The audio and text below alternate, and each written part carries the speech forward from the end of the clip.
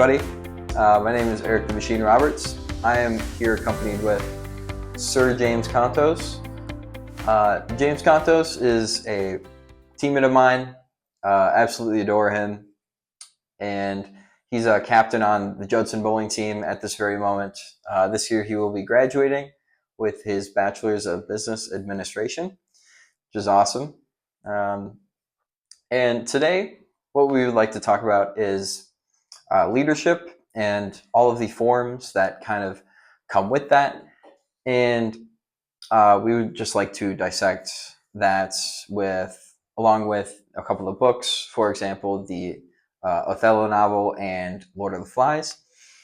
And yeah, hello, James Kontos. Thank you for joining me here today. Yeah, of course. Thank you for having me. Yeah, and you go. You got it. So, let's talk about Othello first. With leadership, okay. One thing I would like to talk about first is Othello as the leader. Okay, in the book, Othello is portrayed as a general in the military.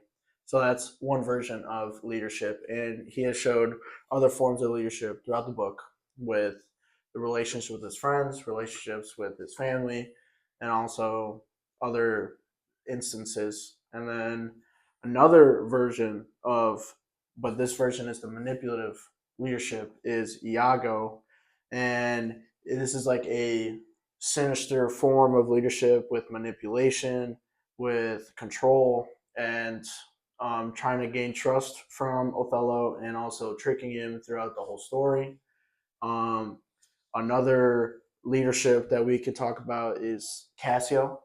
I think Cassio's a great leader. Represents honorable and disciplined. And then despite him being in a demotion, he maintains dignity and loyalty to Othello. So even though he's a little under Othello, he shows great loyalty. That's in its own way a leader. And obviously, being a leader, you want to have people that trust you, people that will follow you, and show great experience and all that. What are your thoughts on those three? Yeah, I think Othello made a good attempt on kind of just trying to rallying his troops. At the beginning of the book, he definitely had a very good, strong grasp on the control of the situation. It feels like in the book that all of his soldiers respected him. Even Cassio felt he needed that honor, and so he wanted to follow Othello in all of his footsteps, and that's what I felt made him great in that situation. There's definitely throughout the book Iago just basically manipulating him in every single way possible, and it was sad. It was really sad to see the tragic story that it turned into. And I just have one question for you, Jimmy. Do you think Othello could have avoided all of this tragic story throughout the book, and basically losing his wife because of it? Do you think he could have stopped himself in that situation, or do you think Iago was going to win from the get-go? Yeah. So what I think is that he could have avoided all this. Because he kind of solely relied on one person. I mean, I get it, the handkerchief in the beginning, that's like a big giveaway that, oh, maybe that his wife would be cheating on him or anything. But I feel like if you have trust in your wife, and you trust everything, and you're kind of basing all of your beliefs on one person, and even throughout the story, we see different emotions coming out from him speaking to Othello, that it has some dishonorable or malicious intent, or just that basically he just wants to ruin his reputation or his life because he's jealous. And I personally believe, yeah, he could have avoided it. He could have avoided it. There's definitely some signs I feel like he could have picked up on, during the story. Um, Obviously, like I said earlier, his wife could have trusted her instead of Iago instead. There's definitely other hints here and there. I mean, obviously, he was a good manipulator. He manipulated him throughout this whole story, and unfortunately, had the tragic end with all like losing his wife, and then more and more events happened right after that. But I personally think he could have. Hmm. That's what I think. I Yeah, think he I could have. I definitely agree, and Cassio definitely contributed to that situation as well. He definitely could have steered this away like really quickly. Matter of fact, because Iago just kind of nudged him a little bit to go drink, and then he had that bar fight, and that's what I felt like was the beginning of the end. That's kind of where Iago's dominoes kind of started to fall over, and that's exactly where I feel like it kind of ended in that situation. Um, Time to shift to Lord of the Flies real quick. I feel like this kind of connects with Ralph and Jack's leadership dynamics. Jack, I kind of relate to Iago just a tiny bit, not as much because Jack doesn't really want to manipulate like Iago does in a chaos matter, I would say. But Jack uses his survivalness nature in the situation that they're in. You know, boys are stuck on an island. They have no idea when people are going to go get them. And Jack kind of uses that fear of just not being picked up at all. And he definitely runs away with it, kind of takes advantage of the situation instead of Ralph's nature of trying to take care of everybody and make sure everybody's well fed. There's a big fire going up just to make sure somebody else can see us or can see them. And so I feel like there's a really big relation between Othello and not as much, but Othello and Ralph, but Jack and Iago definitely use fear and manipulation just to push their own agenda forward. Mm. And so that just kind of shows that leadership can be in many different ways, but the main thing you should probably look out for is like vision and ethics in these situations, just to make sure you have a lot of human flourishing in both societies. Um, One thing that I feel like Ralph and Othello did pretty well was get everybody to respect Ralph or Othello. Othello was more in a military matter, but Ralph was more in a I have the conch. Let's make sure we respect this rule and make sure these rules in society stay alive just so we can thrive as a society and make sure we get off this island. Do you have any more thoughts about Lord of the Flies at Yeah, all? I agree with you have to say with the connections between the two stories, the two like stories in itself. I agree that it has partial connection, like between, like you said, Iago and Jack, and then Ralph and Othello. I agree with that. That I mean, yeah, they have two different ways. For an example, you said Iago and Jack. They both had um, one had manipulation, but the other one just used its own instincts in its own area. But yeah, in the same time, they're both leadership, or they're both like it's just fear, like you said.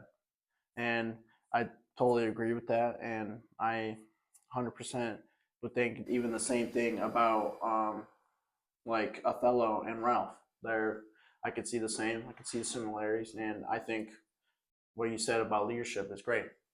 Um, Mm-hmm.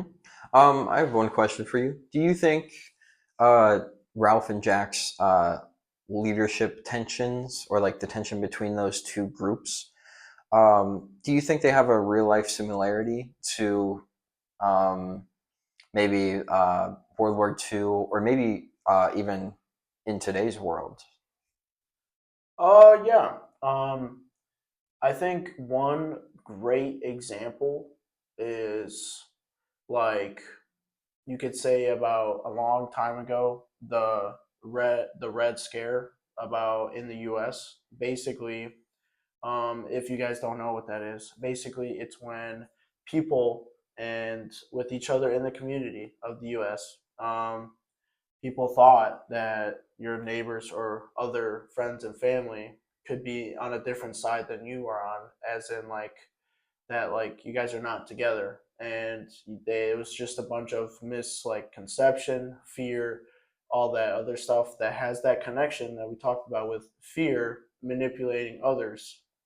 And that kind of shows that basically that like it manipulates even like in that situation for the leaders at that time to manipulate the citizens and everything. And so one key thing is that the citizens that kind of suspected others to be like traitors or whatever the case is, you were basically tried, they hunted you down and just any way form to keep you contained. And it was just a bad time with fear inflicting on others. Yeah, I would agree.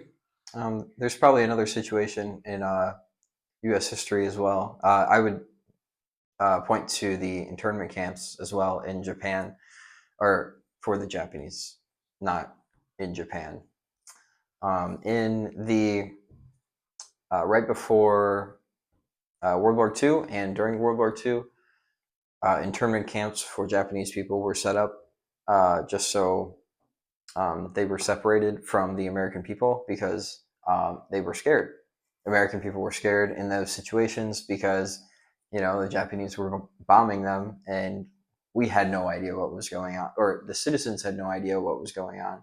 So the U.S. government kind of took a little bit advantage of that and used their power to separate people or use the fear uh, against marginalized people or people in the minority. And so I feel like that's a great example of the Red Scare because it just kind of separates people and pushes them for like every man for themselves.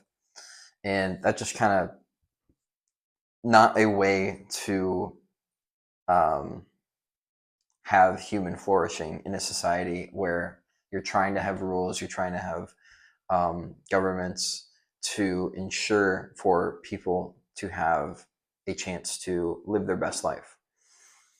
Um, yeah, I think the mirrors, this mirrors our module on transformational versus like toxic leadership.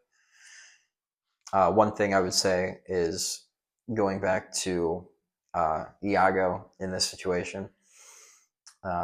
He's definitely that picture of toxic leadership. And so we just have to find ways to combat it, or at least find a way to um, recognize our toxic behaviors in those situations. I have another question for you, Jimmy. Yeah. Um, so on the Judson bowling team, how do you ensure that your teammates and your uh, coaches make sure they're not fighting with each other and or pushing for a way to excel in the bowling aspect or in the athletic aspect? Yeah.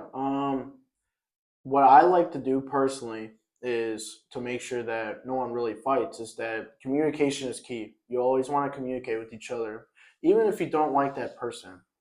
Communication is one of the ways to resolve fights, and sometimes it may end off in a worse way than you intend. But the thing is, though, as a leader, that we resolve stuff not only right away, we don't want it to, just sit there and then more and more like negative thoughts come in between you two.